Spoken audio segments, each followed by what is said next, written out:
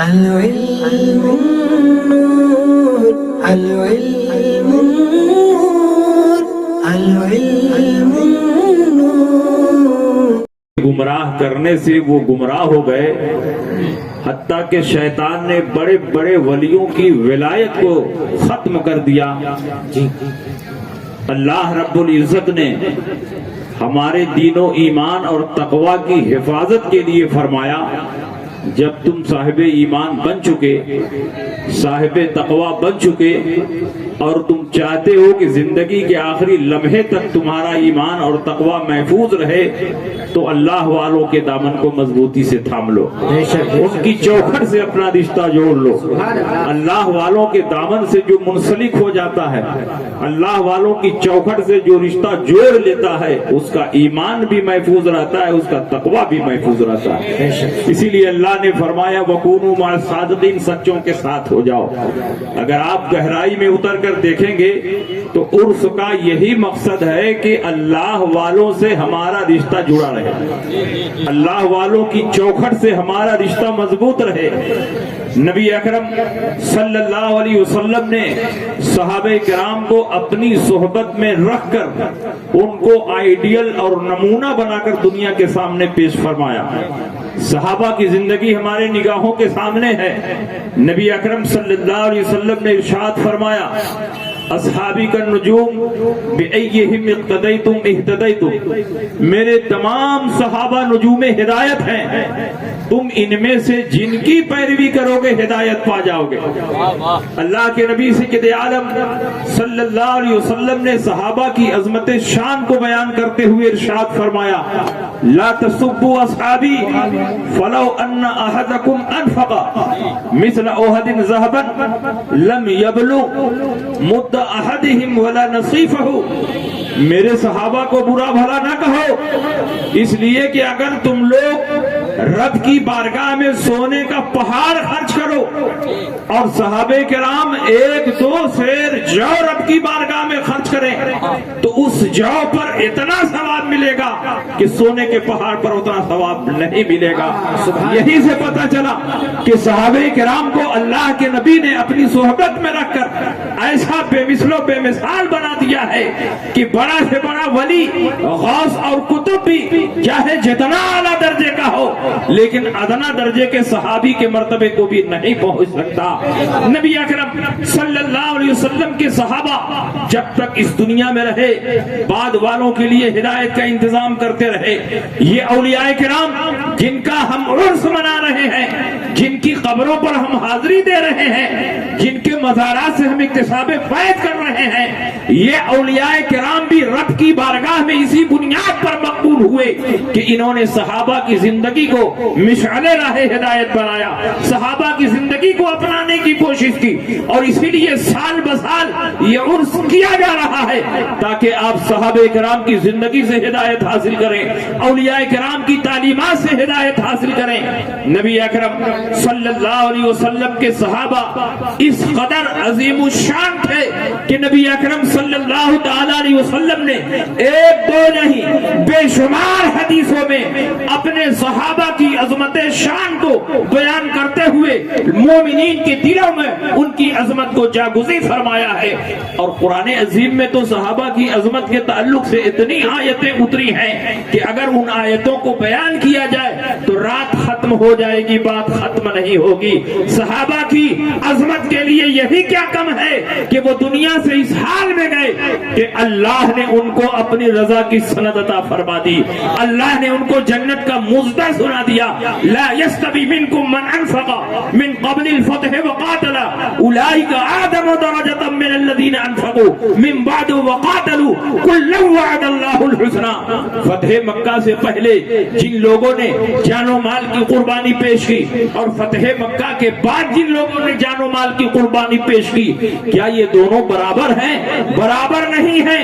فتح مکہ سے پہلے جنہوں نے جان و مال کی قربانی پیش کی وہ درجوں بلند ہیں، لیکن اس بات میں سارے صحابہ مشترک ہیں وَكُلًّا وَعَدَ اللَّهُ الْحُسْنَى کہ اللہ نے سارے صحابہ سے جنت کا وعدہ فرما لیا ہے، چاہے وہ صدیق اکبر ہو، چاہے عمر ہو، چاہے حضرت عثمان ہو، چاہے حضرت علی ہو, چاہے حضرت امیر معاویہ کیوں نہ ہو, اس لیے کہ وہ بھی صحابہ کے داخل ہیں, اور صحابہ کے تعلق سے جو آیتیں ہیں, جو حدیثیں ہیں, ان ساری آیتوں اور حدیثوں کے مصداق جیسے ابو بکر صدیق ہیں ویسے ہی حضرت امیر معاویہ.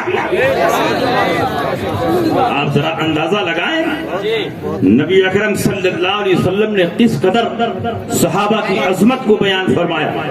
قرآن عظیم میں اللہ ارشاد فرماتا ہے,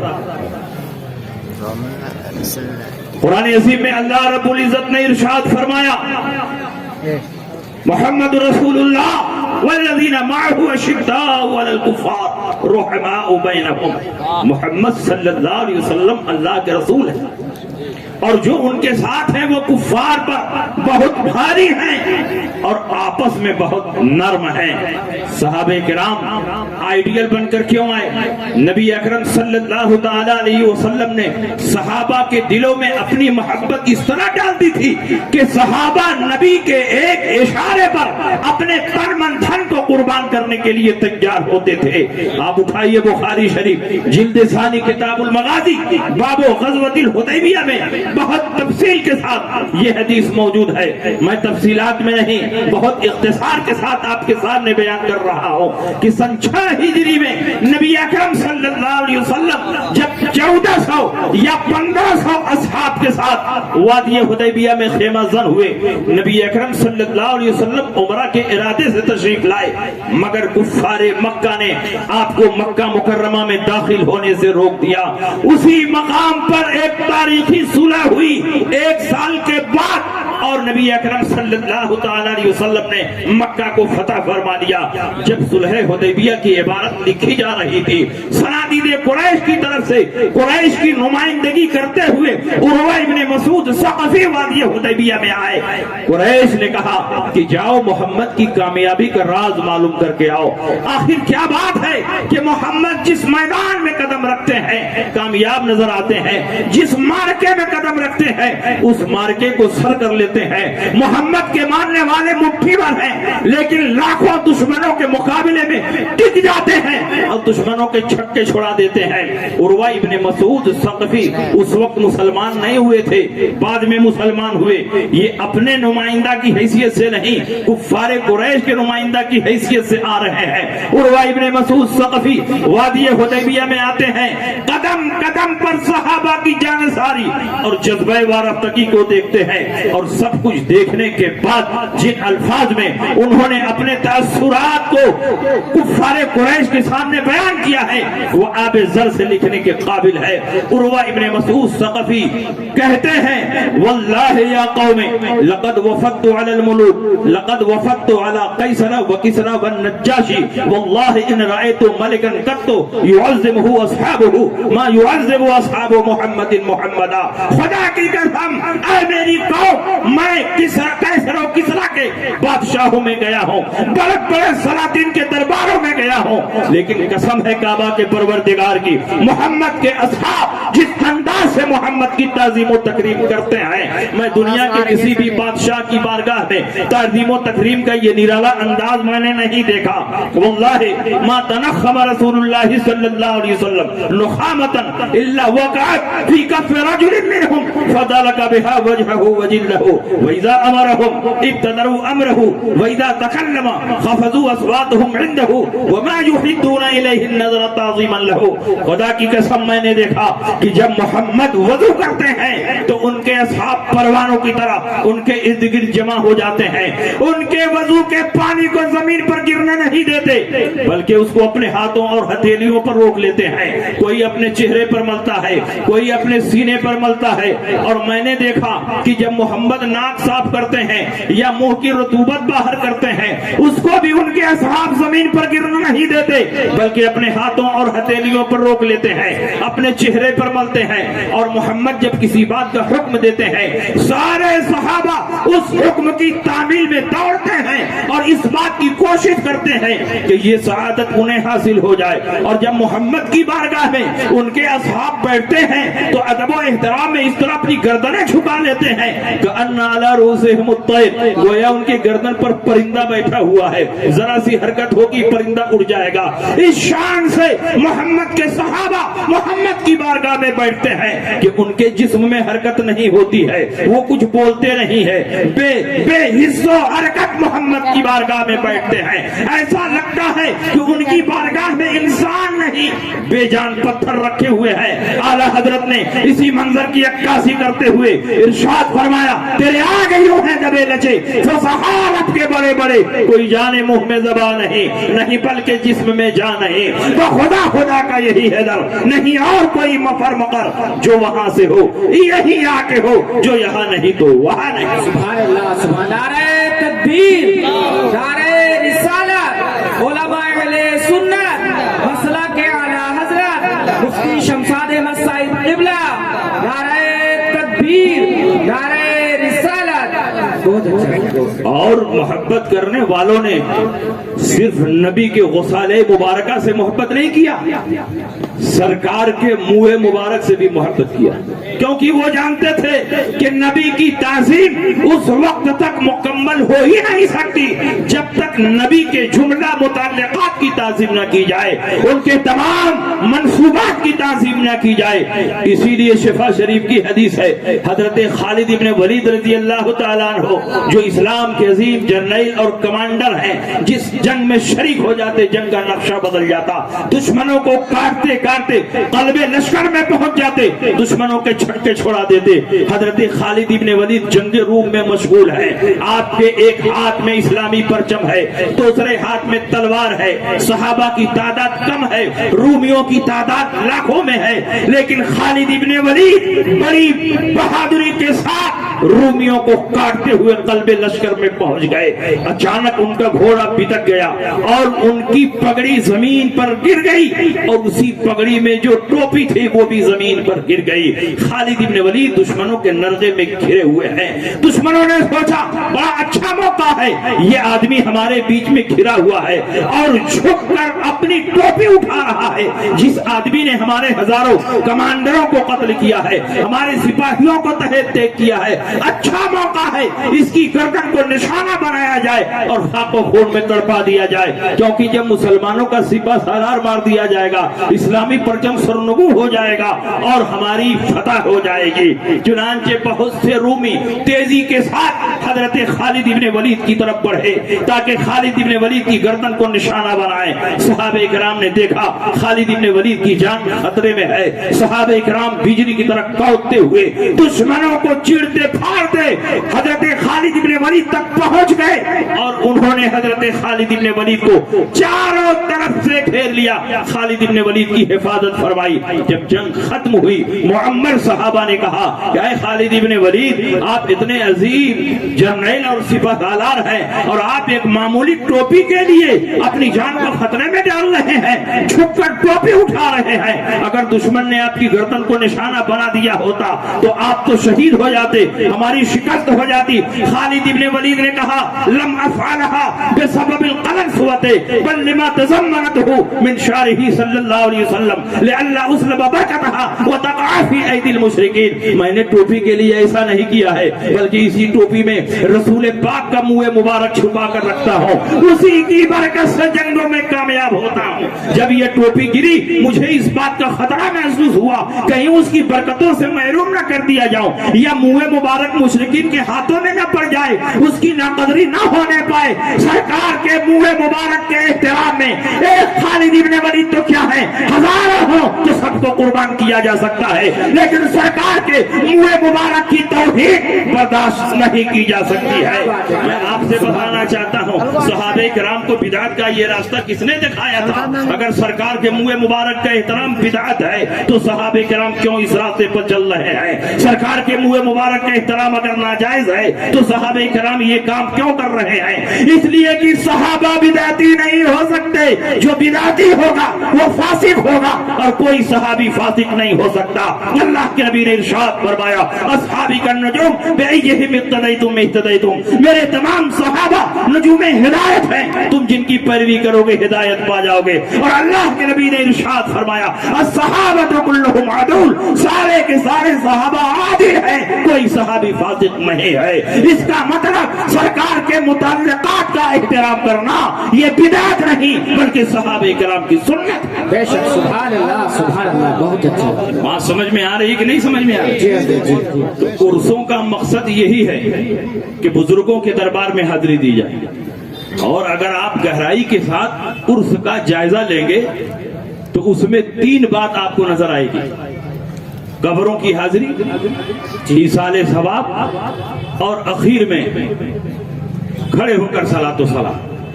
इसके सिवा और कौन सा काम होता है?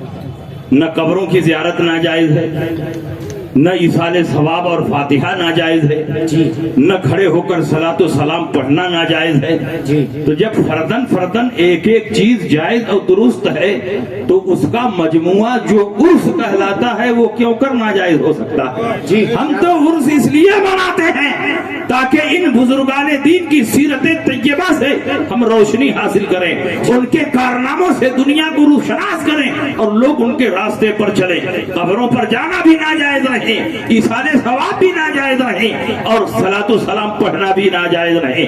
अल्लाह के नबी सैयद आलम सल्लल्लाहु अलैहि वसल्लम ने खुद कब्रों पर हाजिरी दी है। ये मैं नहीं कहता, रिवायतें बताती हैं। मिशकात उठाकर देखो, अल्लामा जलालुद्दीन सयूती की किताब अल खसाइसुल कुबरा है, उसे उठाकर देखो। अल्लामा जलालुद्दीन सयूती एक रिवायत बहुत तफसील के साथ नकल फरमाते हैं। आक़ाए कायनात सैयद आलम सल्लल्लाहु अलैहि वसल्लम एक मर्तबा सहाबा की जमात के साथ मकामे अबवा के पास से गुजर रहे थे। मकामे अबवा वही जगह है जहां सरकार की वालिदा मोहतरमा मदफून है। अल्लाह के नबी सैयद आलम सल्लल्लाहु अलैहि वसल्लम सहाबा के साथ मकामे अबवा के पास से गुजर रहे हैं। जब मकामे अबवा के पास पहुंचे, माँ की याद तड़पाने लगी। माँ का चेहरा निगाहों के सामने आ गया।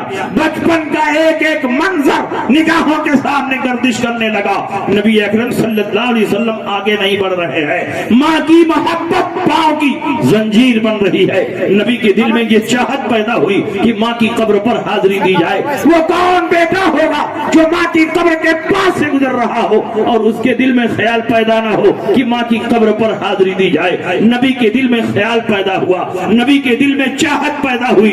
और जो नबी की चाहत होती है वही रब की मशीयत होती है। खुदा की रजा चाहते हैं दो आलम, खुदा चाहता है रजाए मोहब्बत। जिब्रील अमीन बारगाहे मुस्तफा में नाजिल हो गए। कहा, या रसूल अल्लाह, आप अपनी वालिदा मोहतरमा की कब्र पर चलेंगे? अल्लाह की तरफ से इजाजत है, आप तशरीफ ले चले। जिब्रील अमीन खुद नबी को लेकर चले। अपनी वालिदा मोहतरमा की कब्र तक नबी पहुंचे और जिब्रील अमीन नबी को कब्र तक पहुंचाकर सिदरतुल मुंतहा के लिए रवाना हो गए। अल्लाह के नबी ने चाहा अपने दोनों हाथों को उठाएं और अपनी माँ के लिए दुआ करें। अभी हाथ उठाने का इरादा कर ही रहे थे कि जिब्रील अमीन दोबारा नाजिल हो गए। कहा, या रसूल अल्लाह, परवरदिगार आलम आपको हाथ उठाने की इजाजत नहीं देता। इस रिवायत की बुनियाद पर कुछ लोग गुमराह हुए। उन्होंने ये नतीजा निकाला कि नबी की वालिदा काफिरा और मुशरिका थी, इसलिए नबी को हाथ उठाने से रोक दिया गया। मगर वजह यह नहीं है। अल्लामा जलालुद्दीन सयूती ने आज से 550 साल पहले इसका मुहक्किकाना जवाब तहरीर फरमा दिया है और इमाम नववी ने शरह मुस्लिम में इस पर जबरदस्त बहस फरमाई है। ये मुहद्दिसीन फरमाते हैं, अगर नबी की वालिदा काफिरा और मुशरिका होती तो नबी को कब्र तक जाने से भी रोक दिया जाता, सिर्फ हाथ उठाने ही से नहीं रोका जाता। इसलिए कि मुशरिक की कब्र की ज़ियारत भी नाजायज व हराम है और मुशरिक के लिए दुआ मांगना भी नाजायज व हराम है। लेकिन कब्र तक जाने की इजाजत मिल रही है, हाथ उठाने की इजाजत नहीं मिल रही है। आखिर उसकी वजह क्या है? अल्लामा जलालुद्दीन सयूती का जवाब सुनो, इमाम नववी का जवाब सुनो। ये मुहद्दिसीन फरमाते हैं, वजह यह है कि ये इस्लाम का इब्तिदाई दौर था। हर चार जानिब सरकार के दुश्मन फैले हुए थे। मक्का का चप्पा चप्पा गोशा गोशा नबी के खून का प्यासा था। अगर नबी अपनी वालिदा मोहतरमा की कब्र के पास खड़े होकर हाथ उठाते तो मुनाफिकीन ये प्रोपेगेंडा करते, नबी की माँ उस वक्त बख्शी गई जब बेटे ने गिड़गिड़ा कर खुदा से दुआ की। अगर बेटे ने दुआ न की होती, नबी की माँ की मग़फ़िरत न होती, नबी की माँ की बख्शिश न होती, परवरदिगार आलम को गवारा न हुआ, कोई دریدہ ذہن اور گستاخ نبی کی شان میں گستاخی کرے. اس لیے پروردگار عالم نے فرمایا اے نبی آپ کو ہاتھ اٹھانے کی کیا ضرورت ہے, آپ کی ماں تو بخشی بخشائی ہے, اور صرف آپ کی ماں نہیں, آپ کا نور جن جن پیشانیوں سے ہوتا ہوا آمینہ تک پہنچا ہے, یہ سب کے سب بخشے بخشائے ہیں. ان کو بخشوانے کے لیے ہاتھ اٹھانے کی کوئی ضرورت نہیں. اللہ نعرہ تکبیر, نعرہ رسالت, علماء اہل سنت, مسلک اعلی حضرت, اس سے بھرپور شان, نعرہ تکبیر, نعرہ رسالت. اور یہ بات ہوا میں نہیں کہی جا رہی ہے, اس کے پیچھے ٹھوس ثبوت اور مضبوط دلائل ہیں.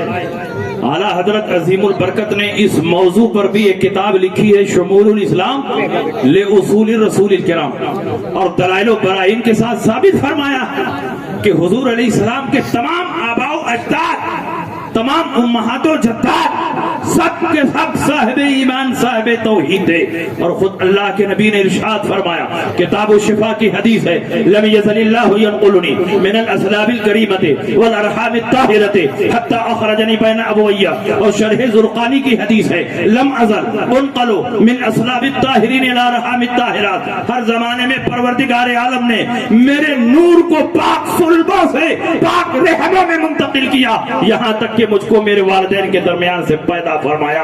حضرت آدم سے لے کر حضرت عبداللہ تک, حضرت حوا سے لے کر حضرت آمینہ تک, جہاں جہاں میرا نور رکھا گیا سب کے سب پاک اور صاف تھے, طیب و طاہر تھے, ان میں کوئی نجس اور ناپاک نہیں تھا. تم کہتے ہو نبی کے والدین کافر و مشرک تھے, جن کو مشرک مانو گے ان کو ناپاک بھی ماننا ہوگا. قرآن فرماتا ہے انما المشرکون نجس, مشرکین نجس اور ناپاک ہیں, اور نبی فرماتے ہیں میرا نور ناپاک جگہ رکھا ہی نہیں گیا, جہاں جہاں رکھا گیا سب پاک اور صاف تھے, طیب و طاہر.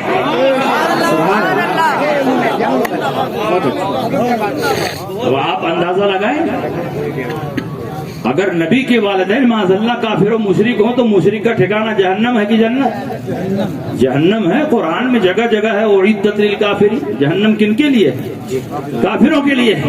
تو کیا جہنم میں اتنی طاقت ہے کہ نبی کے والدین کو جلا دے؟ نہیں. تو پھر جہنم میں ڈالنے کا فائدہ کیا ہوگا؟ مشکات کی ایک حدیث کی روشنی میں سنیے, حضرت انس بن مالک کے گھر صحابہ کی دعوت ہوئی. انس بن مالک کے گھر صحابہ پہنچے, انس بن مالک نے دسترخوان اٹھایا, لوڈی کو دیا, جاؤ دسترخوان دھل کر لاؤ. لوڈی دسترخوان لے کر چلی, دسترخوان کا ایک کونا اپنے ہاتھ میں پکڑا اور پورے دسترخوان کو آگ سے دہتے ہوئے تنور میں ڈال دیا.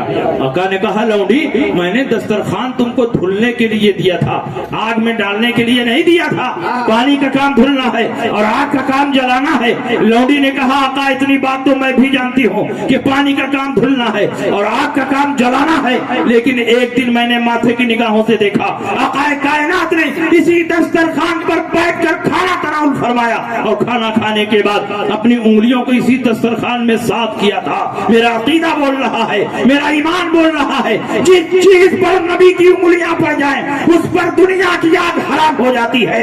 اسی کو چاچنے کے لیے میں نے دسترخوان کو آگ کے شعلوں میں ڈال دیا. خدا کا شکر ہے کہ دسترخوان پر جتنا میل کچیل تھا وہ تو جل گیا, لیکن دسترخوان پر آگ کا کوئی اثر نہ ہوا. مجھے کہنے نہ دیا جائے جب معمولی دسترخوان پر نبی کی انگلیاں پڑ جائیں تو اس پر دنیا کی آگ حرام ہو جاتی ہے, تو جس شکم مادر میں نور مصطفیٰ 9 ماہ تک رہا ہو اس کو جہنم کی آگ کیسے کرے؟ سبحان اللہ, سبحان اللہ, بہت اچھا, بہت اچھا. اس سے بھرپور سا آپ اندازہ لگائیں. اچھا, بہت نبی اکرم صلی اللہ علیہ وسلم اپنی والدہ محترمہ کی قبر پر تشریف لے گئے. اب عرس کا پہلا زینہ قبر پر جانا. نبی اکرم صلی اللہ علیہ وسلم اپنی والدہ محترمہ کی قبر پر تشریف لے گئے تو قبروں پر جانا بدعت نہیں, نبی کی سنت.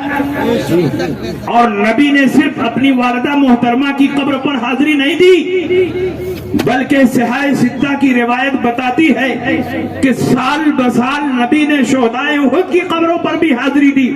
وکان النبی صلی اللہ علیہ وسلم یاتی قبور الشہداء باحد علی راس کل سنہ, ہر سال کے اخیر میں اللہ کے نبی شہدائے احد کی قبروں پر جاتے تھے.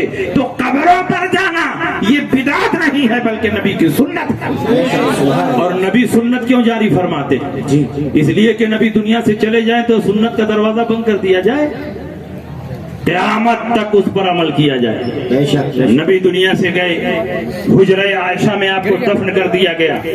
اب حضرت عائشہ صدیقہ نبی کی قبر پر حاضری دے رہی. حضور علیہ السلام کے بعد صدیق اکبر خلیفہ ہوئے, تقریباً 2 سال تک امور خلافت کو انجام دیا. جب آپ ہی دنیا سے رخصت ہوئے, سرکار کے پہلو میں دفن کر دیا گیا, تو اب حضرت عائشہ صدیقہ دونوں قبروں پر حاضری دے رہی ہیں. پہلے حضور کی قبر پر, اس کے بعد صدیق اکبر کی قبر پر. صدیق اکبر کے بعد عمر ابن خطاب خلیفہ ہوئے اور تقریباً 8-10 سال تک شاہانہ سطوت و جلال اور فاتحانہ کر و فر کے ساتھ امور خلافت کو انجام دیا. جب آپ ہی دنیا سے رخصت ہوئے, سرکار کے پہلو میں دفن کر دیا گیا, تو اب حضرت عائشہ تینوں قبروں پر حاضری دے رہی ہے. پہلے حضور کی قبر پر, اس کے بعد صدیق اکبر کی قبر پر, اس کے بعد عمر ابن خطاب کی قبر پر. لیکن جب سے عمر ابن خطاب کی قبر بنی ہے, حضرت عائشہ کے عمل میں چینجنگ آ جاتی ہے, تبدیلی آ جاتی ہے. اب آپ آتی ہیں تو چہرے پر نقاب ڈال کے آتی ہیں, پورے جسم کو چادر سے چھپا کر آتی ہیں. صحابہ نے پوچھا ام المومنین اس کی کیا وجہ ہے؟ سب سے پہلے حضور کی قبر بنی, آپ آتی رہی, آپ کے چہرے پر نقاب نہیں آیا. اس کے بعد صدیق اکبر کی قبر بنی, آپ آتی رہی, آپ کے چہرے پر نقاب نہیں آیا. لیکن جب سے عمر ابن خطاب دفن کیے گئے ہیں, اب آپ آتی ہیں تو آپ کے چہرے پر نقاب کیوں ہوتا ہے؟ پورے جسم کو چادر سے چھپا کر کیوں آتی ہیں؟ حضرت عائشہ صدیقہ کا جواب سنو اور مسلک اعلیٰ حضرت کی حقانیت کو اپنے ماتھے کی نگاہوں سے دیکھو. حضرت عائشہ فرماتی ہے سب سے پہلے حضور کی قبر بنی. حضور میرے شوہر ہیں, اپنے شوہر سے کوئی پردہ نہیں ہوتا. اس کے بعد صدیق اکبر کی قبر بنی. صدیق اکبر میرے باپ ہیں اور اپنے باپ سے بھی کوئی پردہ نہیں ہوتا. لیکن جب سے عمر ابن خطاب کی قبر بنی ہے, میں عمر جیسے غیر محرم سے شرم کرتی ہوں, اسی لیے اپنے چہرے پر نقاب ڈال کے آتی ہوں. یہ روایت 1-2 کتابوں میں نہیں, 4 مستند کتابوں میں موجود ہے. مستدرک للحاکم میں, مسند امام احمد ابن حنبل میں, شرح الصدور بشرح حال الموتى والقبور میں, یہ علامہ جلال الدین سیوطی کی کتاب ہے. مشکات شریف میں حضرت عائشہ کے الفاظ ہیں, فلما دفن عمر فما دخلت الا وانا مشدودۃ علی ثيابي حیاء من عمر. جب سے عمر دفن کیے گئے ہیں, میں آتی نہیں ہوں مگر چہرے پر نقاب ڈال کے آتی ہوں. حیاء من عمر, عمر سے حیا کرنے کی وجہ سے, عمر سے شرمانے کی وجہ سے. آپ عورتوں کا مزاج اچھی طرح جانتے ہیں, عورتیں کم مردوں سے شرماتی ہیں جب ان کو یہ احساس ہو کہ کوئی مرد ان کو دیکھ رہا ہے. گویا حضرت عائشہ صدیقہ نے اپنے اس عمل سے دنیا کے مسلمانوں کو بتا دیا کہ عمر اپنی قبر میں زندہ ہے اور آنے والوں کو دیکھ رہے ہیں. جب نبی کا غلام اپنی قبر میں زندہ ہے تو نبی کی زندگی پر مناظرہ کیوں ہو رہا ہے؟ اعلیٰ حضرت نے یہی عقیدہ دنیا کے سامنے پیش فرمایا, تو زندہ ہے واللہ, تو زندہ ہے واللہ, میری چشم عالم سے چھپ جانے والا. کیا بات ہے, سبحان اللہ سبحان اللہ, بہت اچھا. آپ بتائیے قبروں پر جانے کا ثبوت مل رہا ہے کہ نہیں مل رہا ہے؟ جی جی, نبی اکرم صلی اللہ تعالی علیہ وسلم نے خود قبروں پر حاضری دی. حضرت عائشہ صدیقہ نے تینوں خلفائے راشدین کے قبروں پر حاضری دی. صحابہ نے نبی کی قبر پر حاضری دی, اور اللہ کے نبی کی نظر میں قبروں کی حاضری اس قدر محبوب ہے کہ اللہ کے نبی ارشاد فرماتے ہیں من زار قبری وجبت لہ شفاعتی. جس نے میرے قبر کی زیارت کر لی اس کی شفاعت میرے اوپر واجب ہو گئی. آپ بتاؤ, آپ نے طواف کعبہ کیا, شفاعت کی گارنٹی نہیں دی گئی. وقوف عرفہ کیا, شفاعت کی گارنٹی نہیں دی گئی. رمی جمرات کیا, شفاعت کی گارنٹی نہیں دی گئی. خانہ کعبہ کا طواف کیا, شفاعت کی گارنٹی نہیں دی گئی. ملتزم سے لپٹ کر دعائیں مانگی, شفاعت کی گارنٹی نہیں دی گئی. نبی اگر شفاعت کی ضمانت دے رہے ہیں تو اپنی قبر کی زیارت کی بنیاد پر دے رہے ہیں. من زار قبری وجبت لہ شفاعتی, جس نے میرے قبر کی زیارت کر لی اس کی شفاعت میرے اوپر واجب ہو. سبحان اللہ سبحان اللہ, یا رسول اللہ, زندہ اللہ اکبر. اب آپ بتائیں قبروں پر جانے کا ثبوت مل رہا ہے کہ نہیں؟ زیارت قبور کی حدیثیں پیش کریں تو بہت ساری حدیثیں، مگر کچھ لوگ غلط فہمی پیدا کرتے ہیں، قبروں پر نہیں جانا چاہیے۔ سنی صحیح العقیدہ مسلمان جب بزرگان دین کی قبروں پر جاتا ہے، عقیدت و محبت کے ساتھ روضے کی جالی کو چومتا ہے، چوکھٹ کو چومتا ہے، تو کہتے ہیں قبر پوجوا ہے، قبر کو پوج رہا ہے۔ حالانکہ پوجنا وہاں بولتے ہیں جہاں کسی کو معبود اور خدا سمجھ کر پیشانی جھکائی جائے۔ ایک سنی صحیح العقیدہ مسلمان ہر چند کے اولیاء اللہ کے مزارات پر حاضری دیتا ہے، ان کے کشف و کرامات، ان کی ریاضت اور مجاہدات کو تسلیم کرتا ہے، لیکن ہرگز ہرگز ان کو اللہ نہیں مانتا، اللہ کی مخلوق مانتا ہے، اللہ کا بندہ مانتا ہے، اللہ کا ولی مانتا ہے۔ ان کو اللہ نہیں مانتا، اہل اللہ مانتا ہے۔ ان کو اللہ نہیں مانتا، خلق اللہ مانتا ہے۔ ان کو اللہ نہیں مانتا، محبوب اللہ مانتا ہے۔ عقیدے کی صراحت کے باوجود بھی چومنے کو پوجنا کہنا یہ تعصب ہے، تنگ نظری ہے، الزام تراشی ہے، حقائق سے چشم پوشی ہے۔ یہ تو کوئی سرفرا اور پاگل ہوگا جو کسی قبر پر پہنچنے کے بعد معاذ اللہ یہ تصور کرے کہ یہاں اللہ لیٹا ہوا ہے۔ کوئی صحیح دماغ مسلمان ایسا سوچ ہی نہیں سکتا، کیونکہ مسلمانوں کو ماں کی گود میں یہ عقیدہ پلا دیا گیا ہے، اللہ حی ہے، اللہ قیوم ہے، اللہ ہمیشہ سے ہے اور ہمیشہ رہے گا۔ جب وہ ہمیشہ سے ہے اور ہمیشہ رہے گا تو اس پر موت نہیں طاری ہوگی۔ جب اس پر موت نہیں طاری ہوگی تو اس کی قبر بھی نہیں ہوگی۔ جب اس کی قبر نہیں ہوگی تو اس کی چادر بھی نہیں ہوگی۔ پتا چلا چادر اس کی ہوگی جس کی قبر بنے، قبر اس کی بنے گی جس پر موت طاری ہو، اور اللہ پر موت طاری ہو ہی نہیں سکتی۔ تو کسی قبر پر پہنچنے کے بعد کوئی مسلمان یہ سوچ ہی نہیں سکتا کہ یہاں اللہ لیٹا ہوا ہے۔ یہ ان کا دھوکہ ہے، یہ ان کا فریب ہے، یہ ان کا مغالطہ ہے۔ اگر تم چومنے کو پوجنا کہو گے، روئے زمین پر کوئی مسلمان نہیں بچے گا۔ کون غلاف کعبہ کو نہیں چومتا؟ کون حجر اسود کو نہیں چومتا؟ کون قرآن کے جزو دان کو نہیں چومتا؟ کون رکن شامی رکن یمانی کو نہیں چومتا؟ بخاری کی حدیث بتاتی ہے نبی نے اپنی بیٹی فاطمہ الزہرا کی پیشانی کو چوما ہے، حضرت فاطمہ نے نبی کے دست مبارک کو چوما ہے۔ مشکات کے شروع میں وفد عبد القیس کی حدیث ہے، وفد عبد القیس آئے اور انہوں نے اپنی سواریوں کو چھوڑ دیا، سامانوں کو چھوڑ دیا، بڑی تیزی سے مسجد نبوی میں پہنچے اور نبی کے پائے اقدس کو بوسا دیا۔ تو کیا ان چیزوں کے چومنے والے کافر و مشرک ہیں؟ تو روئے زمین پر مسلمان کون ہے؟ اس لیے ماننا پڑے گا چومنا ایک الگ چیز ہے اور پوجنا ایک الگ۔ اگر چومنے اور پوجنے میں فرق نہ سمجھ میں آیا ہو تو آئیے میں 2 منٹ میں سمجھا دوں کتنا فرق ہے۔ اسلام کی تاریخ نگاہوں کے سامنے رکھیے۔ سن 8 ہجری ہے، فتح مکہ کا موقع ہے۔ اللہ کے نبی سید عالم صلی اللہ علیہ وسلم شاہانہ سطوت و جلال کے ساتھ مکہ مکرمہ میں داخل ہوئے۔ اس وقت خانہ کعبہ میں 360 بت رکھے ہوئے تھے۔ اللہ کے نبی نے حضرت علی کو حکم دیا کہ ان تمام بتوں کو توڑ دو اور ان کا ملبہ اٹھا کر باہر پھینک دو۔ یہ بت کس چیز کے بنے تھے؟ پتھر کے بنے تھے۔ لیکن مکہ فتح ہوا، اللہ کے نبی نے سب سے پہلا کام یہ کیا کہ آپ نے ان پتھر کے تراشیدہ خداؤں کو توڑ کر باہر پھینک دیا۔ لیکن یہی اسلامی تاریخ ہمیں یہ بھی بتاتی ہے کہ اسی خانہ کعبہ میں خود اللہ کے نبی نے اپنے مقدس ہاتھوں سے ایک پتھر کو عزت و احترام کے ساتھ نصب فرمایا تھا، جسے چوما جاتا ہے، جسے حجر اسود کہا جاتا ہے۔ میں آپ سے پوچھنا چاہتا ہوں آخر ان دونوں پتھروں میں کیا فرق ہے؟ ایک پتھر کو کعبہ سے نکال کر پھینکا جا رہا ہے، دوسرے پتھر کو اسی کعبہ میں عزت و احترام کے ساتھ نصب کیا جا رہا ہے۔ مجھے کہہ لینے دیا جائے جس پتھر کو پوجا گیا اللہ کے نبی نے پھینک دیا، اور جس پتھر کو چوما گیا تھا عزت و احترام کے ساتھ اسی کعبہ میں نصب۔ سبحان اللہ، نعرہ تکبیر، نعرہ رسالت، علماء علیہ سنت، مسلک اعلی حضرت، اس سے بھرپور شاہ مفتی شمشاد احمد صاحب قبلہ، نعرہ تکبیر، نعرہ رسالت۔ بہت اچھا، بہت اچھا۔ اب بہت سے مسلمان ایسے ہیں کہ جو قبروں پر جاتے ہیں تو قبروں کا سجدہ کرتے ہیں، یہ ناجائز و حرام ہے۔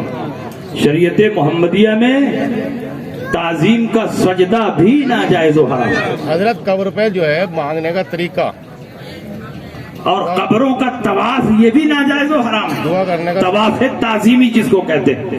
اعلیٰ حضرت نے فتاوی رضویہ میں تحریر فرمایا لأن الطواف من مختصات الکعبہ، طواف تو صرف خانہ کعبہ کا ہو سکتا ہے، بڑی سے بڑی مقدس جگہ ہو لیکن اس کا طواف تعظیمی نہیں ہو سکتا۔ اسی لیے مسلمان قبروں پر جائیں تو قبروں کے آداب کو ملفوظ رکھیں اور پائیدی کی طرف سے جائیں، 4 ہاتھ کے فاصلے پر کھڑے ہو کر فاتحہ پڑھیں۔ جب 4 ہاتھ کے فاصلے پر کھڑے ہو کر فاتحہ پڑھیں گے تو ان کا ہاتھ ہی قبر تک نہیں پہنچے گا تو ان کا ہونٹ کہاں تک پہنچے گا؟ اسی لیے اعلیٰ حضرت نے فرمایا کسی قبر کا بوسہ لے ہی لیا، سجدہ بوسہ میں زمین و آسمان